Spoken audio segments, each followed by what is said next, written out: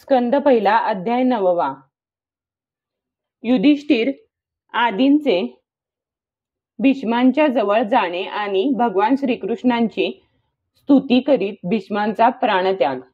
सूत म्हणाले, अशा रीतीने युद्धामुळे प्रजेला पीडा झाल्यामुळे राजा युधिष्ठिर भयभीत झाला होता. नंतर सर्व धर्माचे ज्ञान प्राप्त करण्याच्या इच्छेने तो जेथे भीष्म पितामह शरशय्येवर पडले होते त्या कुरुक्षेत्रावर गेला. शौनकादी ऋषींनो, त्यावेळी ज्या रथाला चांगले घोडे जुंपले होते अशा सुवर्ण जडित रथात बसून ते सर्व पांडव बंधू युधिष्ठिरा मागोमाग गेले. व्यास, धौम्य आदी मुनीही त्यांच्याबरोबर होते. शौनका, भगवान श्रीकृष्ण सुद्धा अर्जुनाबरोबर रथात बसले. तेव्हा त्या सर्व बंधूंच्या सह युधिष्ठिर यक्ष समुदायात कुबेर शोभून दिसावा तसा शोभून दिसत होता. आपले अनुयायी आणि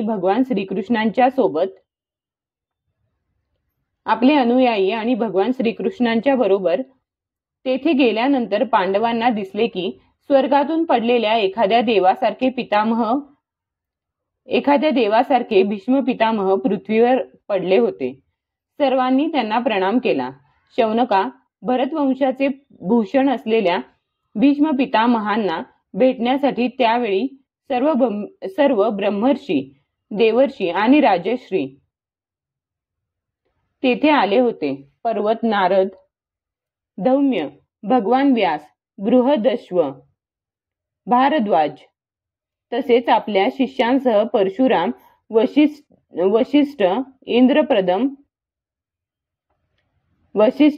इंद्रप्रमद, त्रित, गृत्समद, असित, अक्षिवान, गौतम, अत्री, विश्वामित्र, सुदर्शन आणि शुकदेव इत्यादी शुद्ध हृदय असणारे महात्मे तसेच शिष्यांसह कश्यप, अंगिरा पुत्र, बृहस्पती इत्यादी मुनिगणही तेथे आले. देश काल निर्णय जाणणाऱ्या धर्मज्ञ भीष्म पितामहांनी त्या थोर ऋषींना एकत्र आलेले पाहून त्यांचा मनाने व दृष्टीने यथायोग्य सन्मान केला. ते भगवान श्रीकृष्णांचा प्रभाव जाणत होते.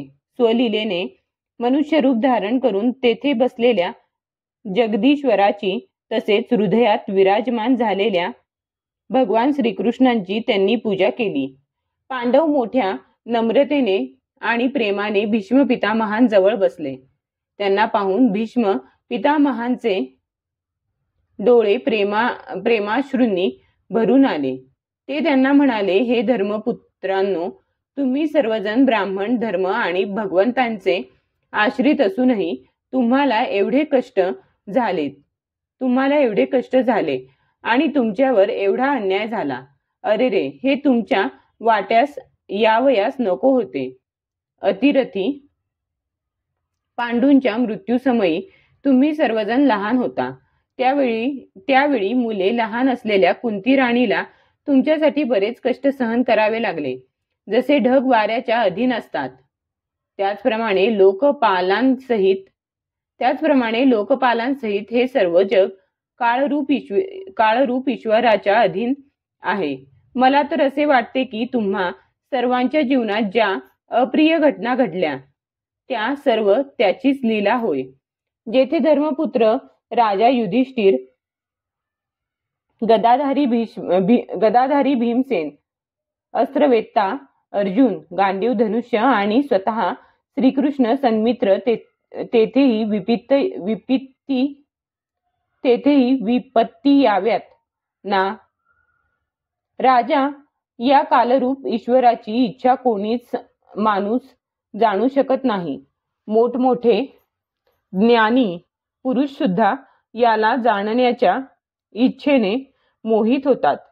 हे युधिष्ठिरा, म्हणून संसारातील या घटना ईश्वरेच्छेच्या अधीन आहेत.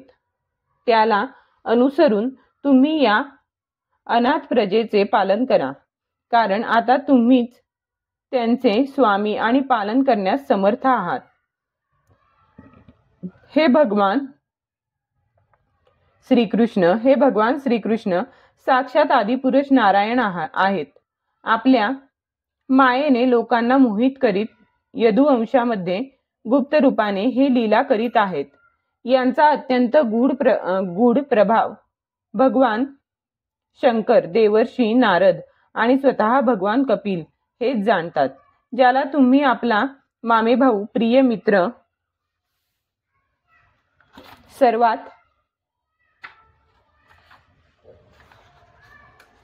श्रेष्ठ असा हितकर्ता मानता, तसेच प्रेमाने ज्याला तुम्ही आपला मंत्री, दूत एवढेच काय सारथी बनवितानाही संकोच केला नाही, ते श्रीकृष्ण स्वतः परमात्मा आहेत.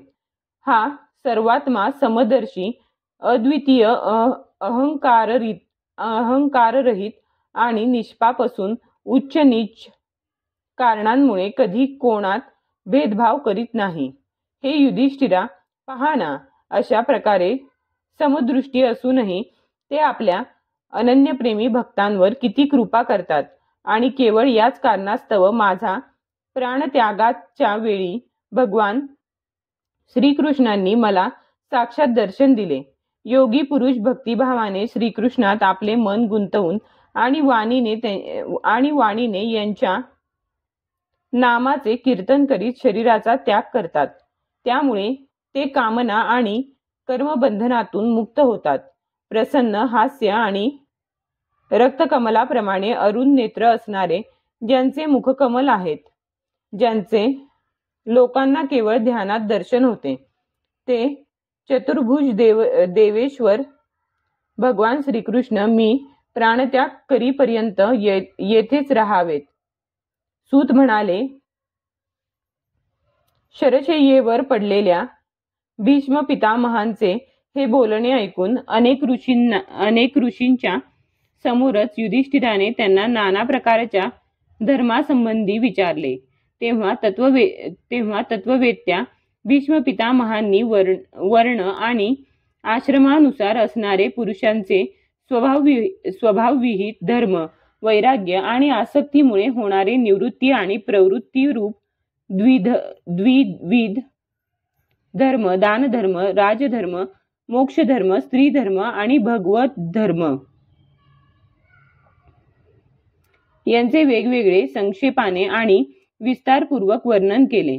शौनका त्याचबरोबर धर्म, अर्थ, काम, मोक्ष हे 4 पुरुषार्थ, त्यांच्या प्राप्तीची साधने यांविषयी अनेक उपाख्याने आणि इतिहास सांगत विभागशः वर्णन केले. अशा प्रकारे भीष्म पितामह धर्म प्रवचन करीत होते.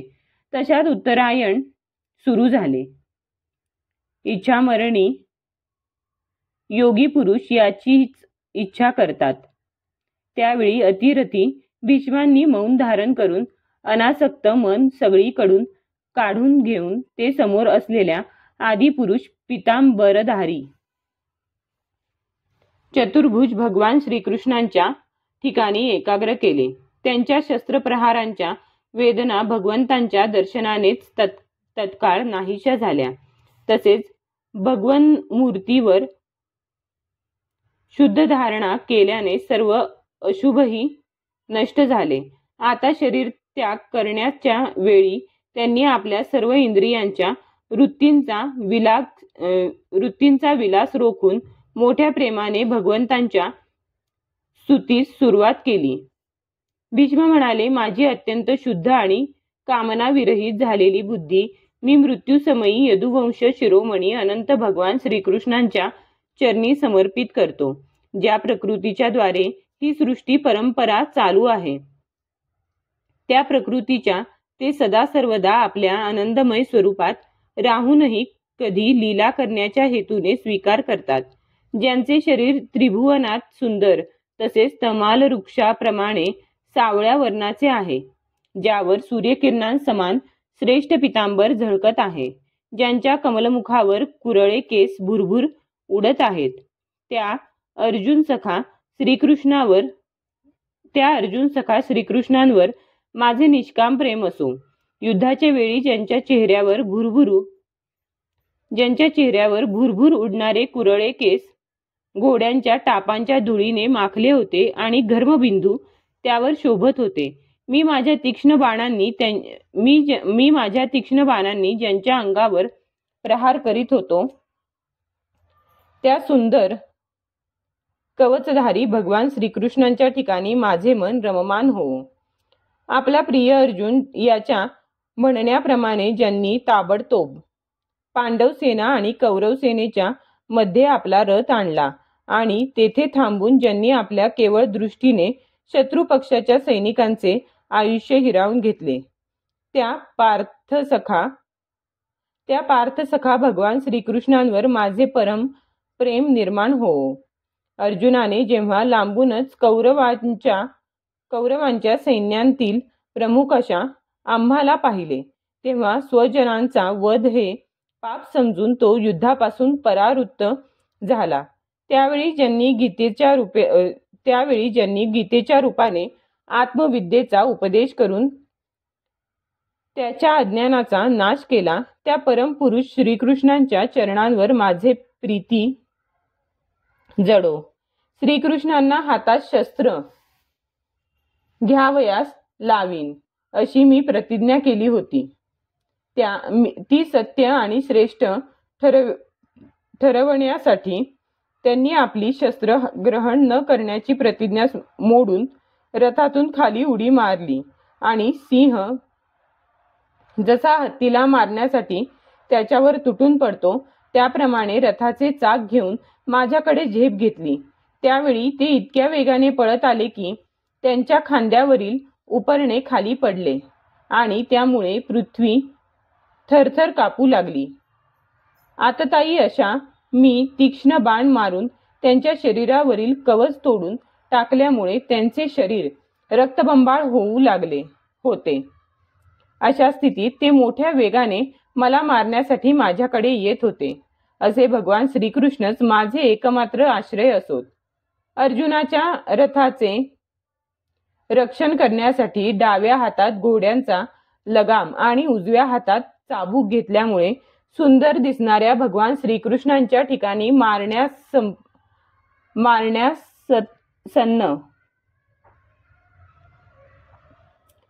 मारण्यासन्न असलेल्या भगवान श्रीकृष्णांच्या ठिकाणी मरणासन्न असलेल्या माझी परमप्रीती निर्माण हो. युद्धात मरणारे वीर याच रूपाने दर्शन करीत राहिल्या कारणाने सारूप्य मोक्षाला प्राप्त झाले. ज्यांची हावभावयुक्त सुंदर चाल आणि क्रीडा, मधुर हास्य, प्रेमपूर्ण दृष्टी यांमुळे अत्यंत सन्मानित झालेल्या गोपी रासलीलेत जेव्हा ते श्रीकृष्ण अंतर्धान पावले तेव्हा प्रेमोन्मादाने धुंद होऊन ज्यांच्या लीलांचे अनुकरण करून तन्मय होऊन गेल्या त्या भगवान श्रीकृष्णांवर माझे परमप्रेम राहो. युधिष्ठिराच्या राजसूय यज्ञाच्या वेळी मुनी आणि मोठमोठे राजे लोक उपस्थित असलेल्या सभेत ज्या दर्शनीय भगवान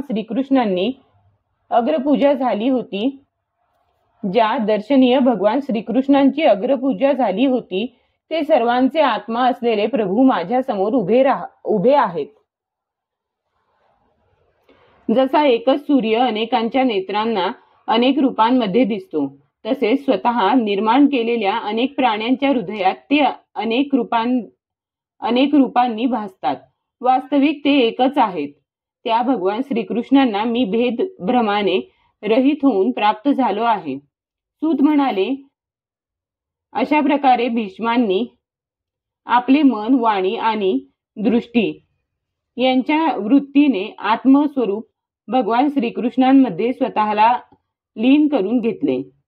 त्यांचे प्राण तेथेच विलीन झाले व ते शांत झाले. त्यांना अनंत ब्रह्मात लीन झाल्याचे पाहून दिवस मावळल्यावर पक्ष्यांचा कलकलाट थांबतो त्याप्रमाणे सर्वजण स्तब्ध झाले. त्यावेळी देवता आणि मनुष्य नगारे वाजवू लागले. साधू स्वभावाचे राजे त्यांची प्रशंसा करू लागले आणि आकाशातून पुष्पवृष्टी होऊ लागली. हे शौनका, युधिष्ठिरांनी त्यांची अंत्यक्रिया करविली. त्यावेळी काही वेळ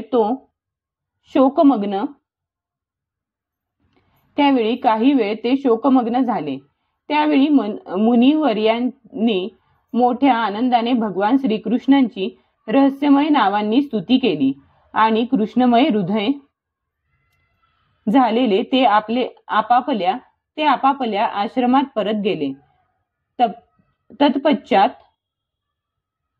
भगवान श्रीकृष्णांच्या बरोबर युधिष्ठिर हस्तिनापुरात परत आले आणि तेथे त्यांनी आपले चुलते धृतराष्ट्र आणि तपस्विनी गांधारी यांचे सांत्वन केले. धृतराष्ट्रांची आज्ञा आणि भगवान श्रीकृष्णांची परवानगी घेऊन समर्थ राजा युधिष्ठिराने आपल्या वंश परंपरागत साम्राज्याचे धर्माने पालन करण्यास सुरुवात केली. अध्याय 9 समाप्त.